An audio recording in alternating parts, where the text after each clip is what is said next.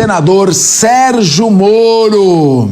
Olha só, o Ministério Público Federal, que é a Procuradoria-Geral Eleitoral, defendeu a procedência da ação eleitoral que pede a cassação do mandato do senador Sérgio Moro por abuso de poder econômico durante a pré-campanha em 2022. O parecer já emenda e pede também a inelegibilidade do parlamentar. O PT e o PL, vejam só quantos inimigos o Moro arrumou. A esquerda e a direita. O PT e o PL acusam o ex-juiz da prática de caixa 2, abuso de poder econômico e uso indevido dos meios de comunicação. Lembrando que na doutrina da Lava Jato, caixa 2 era crime de corrupção passiva.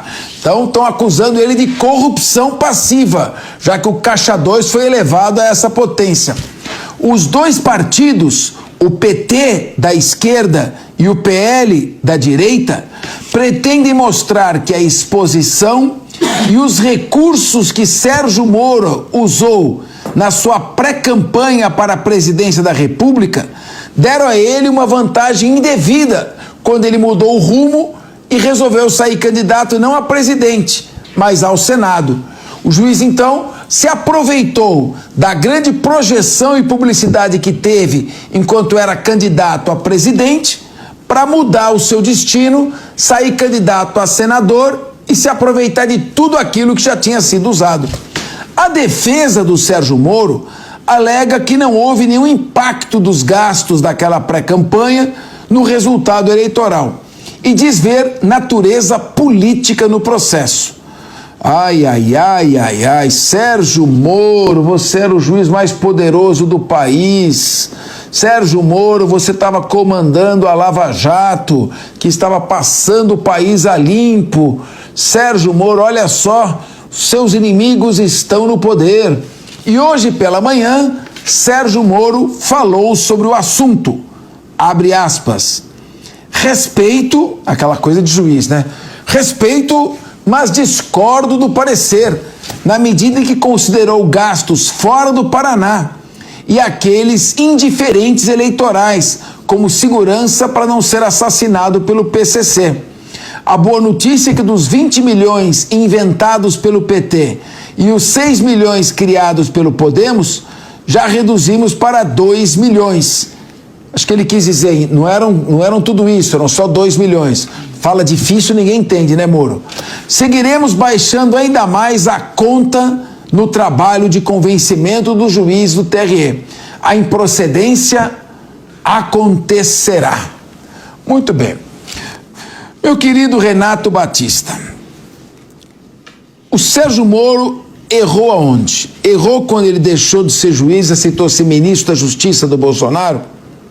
O Sérgio Moro errou quando não reconheceu que ele não era mais juiz e já tinha passado a ser político e, portanto, o cargo de ministro da Justiça não era dele, era do Bolsonaro. Aí ele briga com o Bolsonaro. O Sérgio Moro errou quando, em vez de aceitar a indicação para o Supremo Tribunal Federal, resolveu brigar com todo mundo e sair fazendo discurso. Ou ele está errando mais uma vez durante a sua campanha, em que ele sai candidato a presidente, tem uma maior projeção que a candidatura a presidente lhe propicia, uma publicidade, uma projeção enorme, e depois ele sai candidato a senador do Paraná, brigando com o Podemos, o partido que ele deixou, brigando com o PL, porque era do Bolsonaro e tem interesse em ficar com a vaga, brigando com o PT, do qual ele é seu maior inimigo, e agora, Sérgio Moro, como dizia Osmar Santos, não adianta chorar.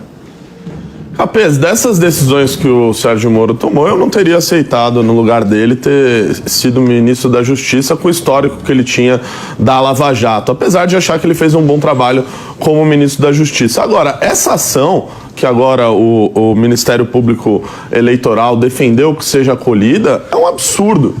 É um absurdo, porque ele coloca ali como gastos de pré-campanha situações em que não deram nenhum tipo de visibilidade ou de vantagem eleitoral para o Sérgio Moro. Ele já era um sujeito conhecido no Brasil inteiro, não precisava de mais exposição. A gente sabe muito bem que pessoas conhecidas como ele, os recursos financeiros na campanha acabam não sendo o principal motivo que fizeram as pessoas votarem nele. Colocam gastos com segurança como se fossem gastos de pré-campanha eleitoral, colocam gastos na ação de reuniões de dirigentes do Podemos em Brasília como se fosse um gasto de pré-campanha eleitoral para presidente da República. Chegaram até mesmo a colocar o salário dele como dirigente nacional como se fosse um gasto de pré-campanha presidencial. E o mais absurdo é que na ação do PT eles dizem que há um caixa 2 na contratação do escritório de advocacia do advogado Luiz Felipe Cunha, que é um bom advogado, um grande advogado. Inclusive, o próprio TRE no Paraná, no depoimento do Sérgio Moro, reconheceu que ele estava ao lado de bons advogados para fazer tanto os pareceres relativos à pré-candidatura dele, como as do partido, a do restante da chapa.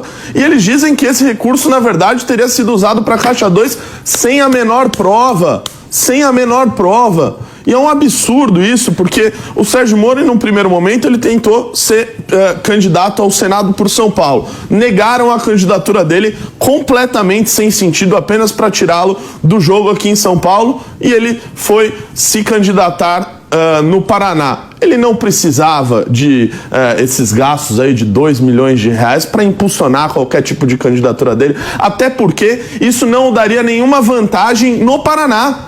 Quando ele era pré-candidato a presidente da República, eu me lembro muito bem, ele ficava muito mais aqui em São Paulo, fazendo reuniões, discutindo plano de governo, propostas, do que fazendo campanha eleitoral de fato. Ele nem precisava disso já pelo seu nível de reconhecimento. Você acha... Então, essa ação contra ele é um absurdo, sim, o que estão fazendo para tentar caçar o mandato dele. Você acha que há uma certa má vontade do Poder Judiciário em relação a Sérgio Moro? Se o Sérgio Moro fosse candidato a senador, logo depois de pedir exoneração ao cargo de magistrado, ainda naquele momento do Bolsonaro em alta, se elegendo, do PT em baixa, toda aquela questão, você acha que seria outra interpretação? A justiça não está muito casuística. Agora o momento é dar pau no pessoal da Lava Jato. Antes o momento era fazer tudo o que a Lava Jato dizia. Será que não tem um meio termo?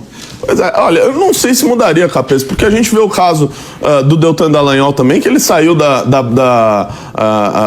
ele saiu da Procuradoria e inventaram que ele tinha processo a responder e que esses processos poderiam em algum momento culminar em alguma condenação e por isso ele não poderia ser candidato. Então, iam inventar um motivo contra ele em 2018 também. O fato é, ele se candidatou de maneira absolutamente legal, venceu as eleições.